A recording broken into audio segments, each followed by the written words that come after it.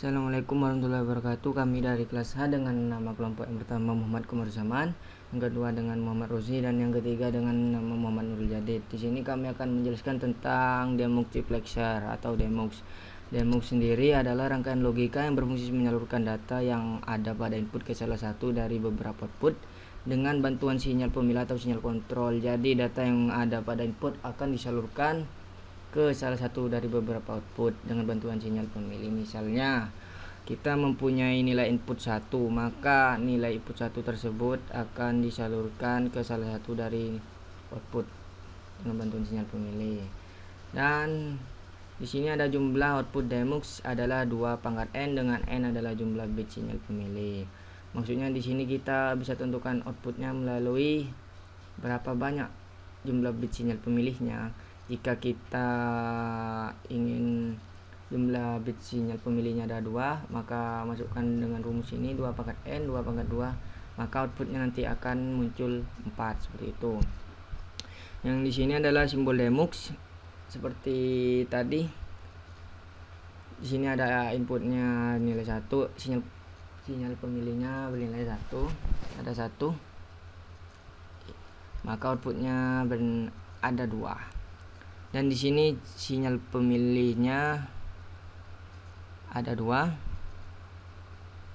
maka outputnya yang akan muncul ada 4.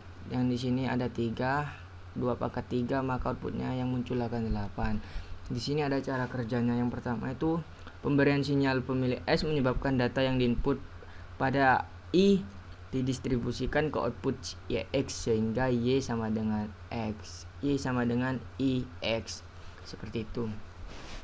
Dan di sini ada ketika sebuah output demux sedang menyalurkan data inputnya, maka output yang lain akan bernilai rendah. Maksudnya itu jika salah satu inputnya itu sudah bernilai 1, maka output yang lain, jika salah satu outputnya itu bernilai sudah bernilai 1, salah satunya, maka output yang lain akan bernilai 0 seperti itu. Di sini ada tabel kebenaran.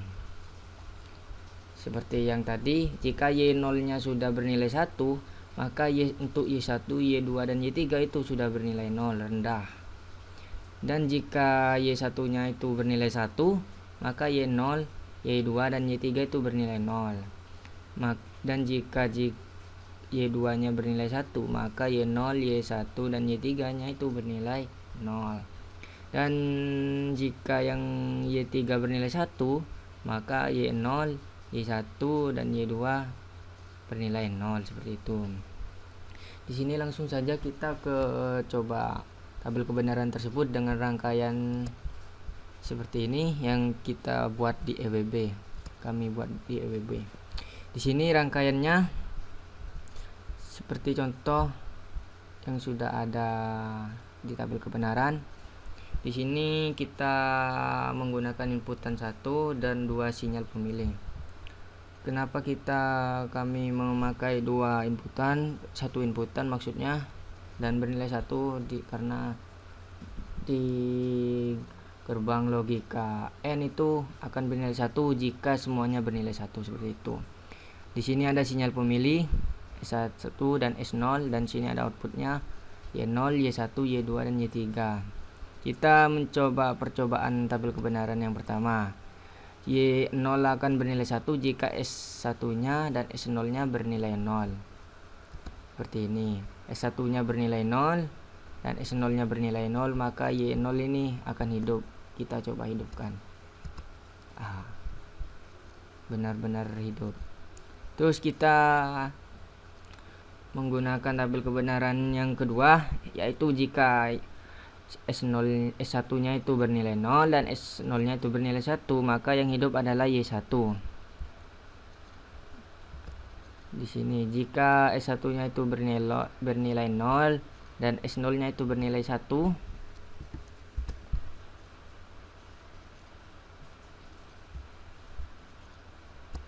maka yang hidup adalah Y1-nya. Seperti itu. Terus tabel kebenaran yang ketiga itu Jika S1-nya bernilai 1 dan S0-nya bernilai 0, maka yang hidup adalah Y2. Coba kita praktikkan di EWB. S1-nya itu 0.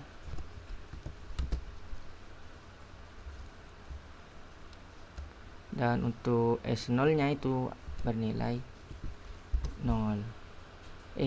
Maksudnya S1-nya itu bernilai 1 dan S0-nya itu bernilai 0. Maka yang hidup adalah Y2, seperti itu.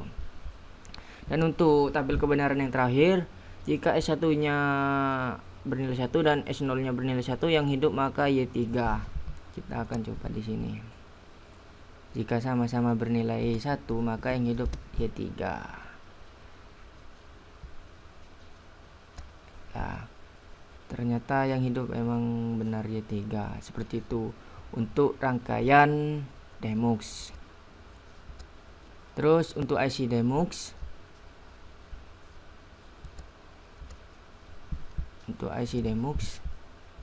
di sini kita akan buka EWB-nya.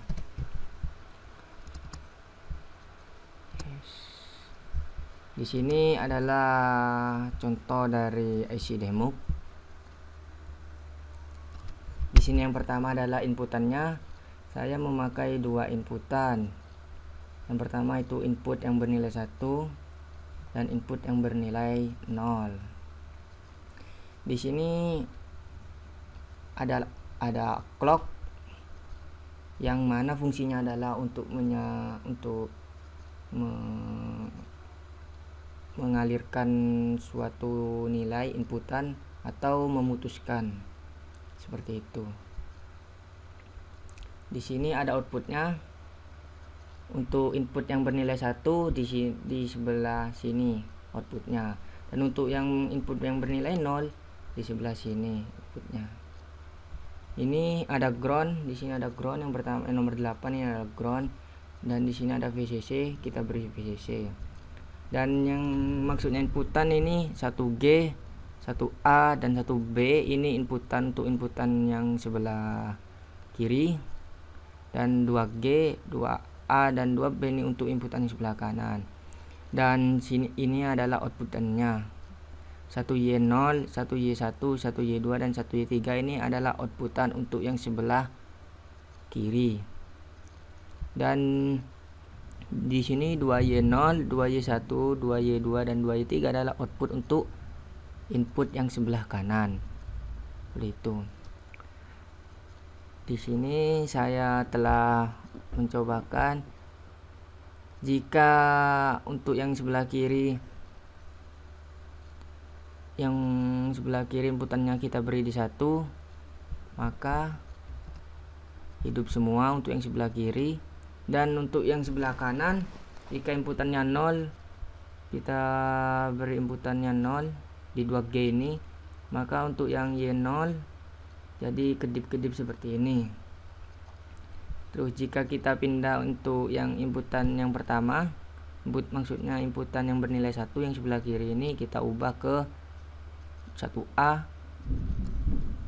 Dan untuk yang inputan yang kanan yang bernilai 0 ini kita ubah juga untuk ke 2A. Maka yang akan terjadi untuk yang inputan 1 yang bernilai 1 untuk yang sebelah kiri, maka yang mati adalah Y1.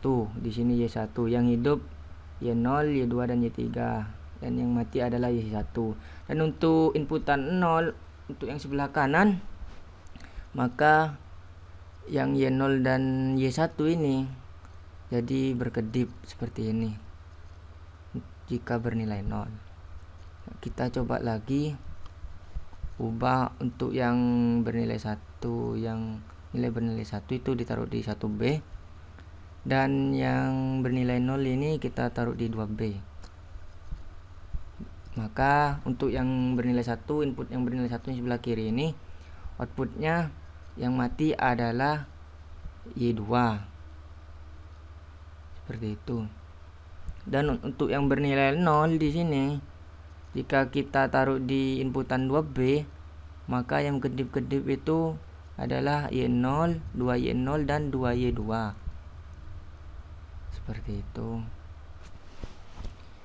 Ya, mungkin cukup sekian presentasi dari kelompok kami.